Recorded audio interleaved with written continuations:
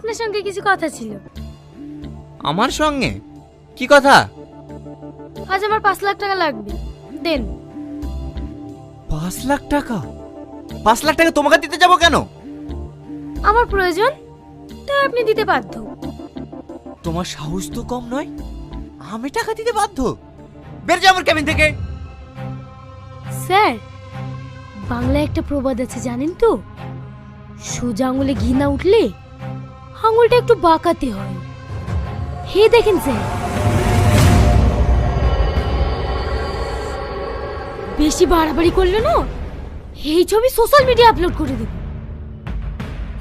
এই ছবি তুমি কোথায় পেলে? বাবা, যেন ভাজা মাছটা উল্টে খেতেই পারেন না। আমার সবকিছু শেষ করে এখন নাটক করতে বসেছেন না? এই ছবি পোস্ট করলেই বুঝতে পারবেন কত ধারে কত চাই।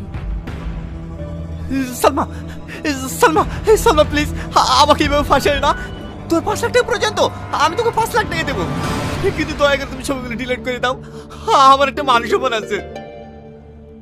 বাবা, হ্যাঁ, তখন আমার মালিকের বুদ্ধি হয়েছে লাগছে। টাকাগুলো আমার 5 মিনিটের মধ্যে চাই, তাও আবার ক্যাশ। ছবিগুলো? আরে আপনি অত ব্যস্ত আছেন কেন? আমি ঠিক সময় মতো ডিলিট করে দেবো।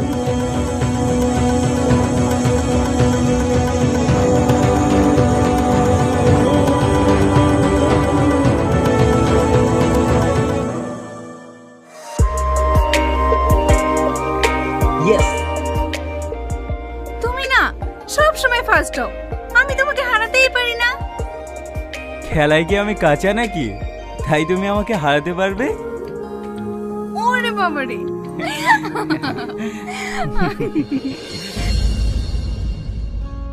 মাম্পি, কি হচ্ছে এসব?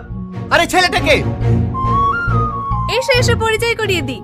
এর নাম শাকিল, আমার ফেসবুক ফ্রেন্ড। চুপ করো। ফেসবুকের বন্ধু ফেসবুকে দেখাই ভালো, বাড়িতে নিয়ে এসো কেন? আমি কাকে বাড়িতে নিয়ে আসবো না নিয়ে আসবো সেই কৈফিয়ত তোমাকে দিতে হবে? অবশ্যই দিতে হবে, আমি তোমার স্বামী। দেখো টনি, তুমি আমার স্বাধীনতায় বাধা দিলে না, আর এক মুহূর্ত আমি এই বাড়িতে থাকবো না, এক্ষুনি চলে যাব। মাম্পি, তুমি কেন বোঝো না? গ্রামে আমার একটা মান সম্মান আছে। বাড়িতে এইভাবে অচেনা মানুষ নিয়ে আসলে লোকে কি বলবে বলো তো? দেখো, গ্রামে সবার কাছে অচেনা হতে পারে, কিন্তু আমার কাছে তো চেনা। আমি যেটা ভালো মনে করব সেটাই আমি করব। তোমার যা খুশি তুমি তাই করো, তোমার কিচ্ছু বলবো না।